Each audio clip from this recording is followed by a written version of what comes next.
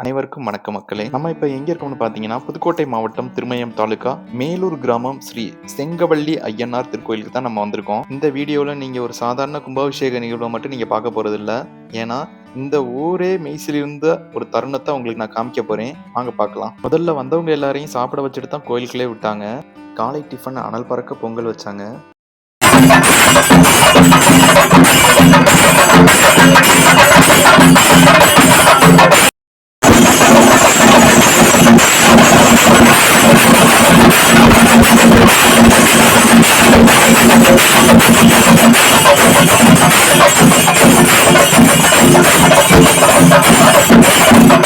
கோவில் வாசல்லே செண்டு மேல மாட்டிக்க வரவேற்பு கொடுத்தாங்க.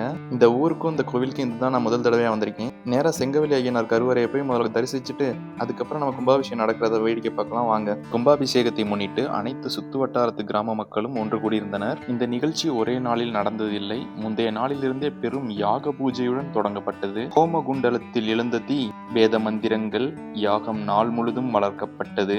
அந்த யாகத்தில் இருந்து எடுக்கப்பட்ட புனித நீர் தலையில் வைத்து மிகுந்த பக்தியுடன் ஊர்வலமாக உச்சியில் இருக்கும் கும்பத்துக்காக எடுத்து செல்லப்பட்டது.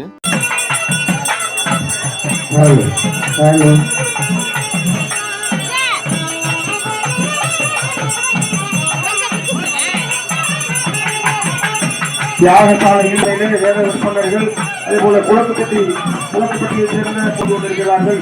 இப்பொழுது அவர்கள் கோபுரத்தினுடைய மேல்தளத்திற்கு இந்த கடவுளை எல்லாம் எடுத்து சென்று குறித்த நேரத்தில் கும்பாபிஷேகத்தை நிகழ்த்துவார்கள். வருகிற வழி அந்த பாதையில வழிவிட்டு நீங்கள் அவர்களை வழிவிட கோபுரத்திற்கு செல்லும் வழியில் யாரும் நிச்சயம்னா அவர்களுக்கு வழிவிடுங்கள். இப்பொழுது கோவிலுக்குள் வந்துவிட்டார்கள். இப்பொழுது அவர்கள் வரும் வழியிலே நீங்கள் நினைவு இல்லாமல் நின்று கொள்ளுங்கள். இந்த சிவாச்சாரியார்கள் உண்மையிலேயே பாராட்டுக்குரியவர்கள். கடந்த 3 தினங்களாக இந்த யாகசாலையிலே அதிகாலையிலே கணபதி ஹோமம் தொடங்கி இன்று 4ஆம் கால பூர்ணாகுதி வரையிலே இந்த கடம் புறப்பாடு வரையிலே ஏராளமான மந்திரங்களை அனைத்து வேதங்களிலும் சொல்லப்பட்ட மந்திரங்களை எல்லாம் இங்கே மிகுந்த சிரத்தையோடு அவர்கள் தயாராகி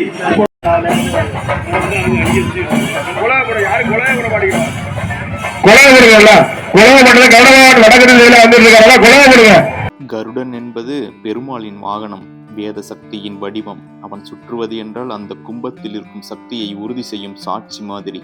தேவலோக சக்தியை பூலோகத்திற்கு கொண்டு வருவது கருடனின் வேலை. அதை அந்த கும்பத்தின் வழியாக பூலோகத்திற்கு செலுத்துவான்.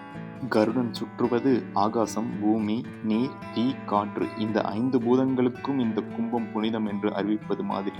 கருடன் நாகங்களின் பகைவர். அவன் சுற்றினால் தீய சக்திகள், நாகதோஷம், அபசகுணம் இந்த இடத்தில் நெருங்காது என்று நம்பிக்கை. இங்கு கூட்டம் கூட்டமாக கூடியிருந்த ஒவ்வொரு முகமும் சொன்னது.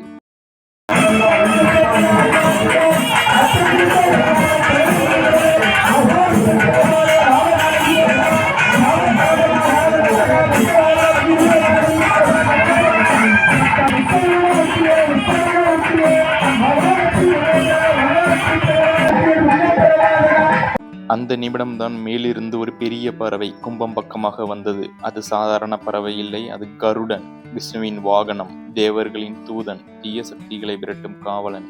கருடன் தோன்றும் இடம் அருளின் சின்னம் என்று பழங்காலம் முதல் நம்பப்படுகிறது. கருடன் கும்பம் பக்கத்தில் வந்து ஒரு நொடி நின்றது. அந்த காட்சி அனைவரும் நெகிழ்ந்த தருணம். பெண்கள் கருடனுக்காக குலவையிட்டார்கள். இதோ பாருங்கள், வந்துவிட்டார் கருட பகவான்.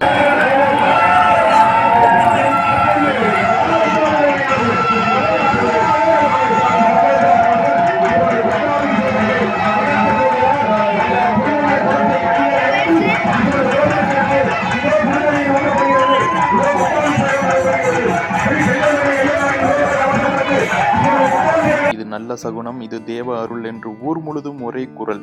யாகத்தில் இருந்து எடுத்த புனித நீர் கும்பத்தின் மேலே ஊற்றப்பட்டது.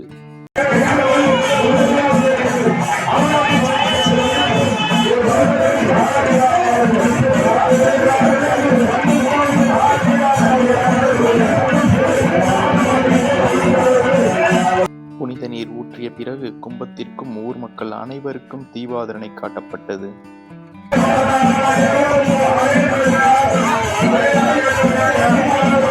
பிறகு அந்த புனித நீர் ஊர் மக்கள் அனைவருக்கும் தீர்த்தமாக வழங்கப்பட்டது.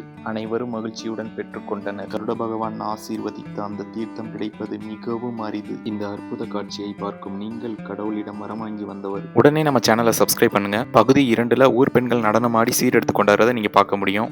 நன்றி, வணக்கம்.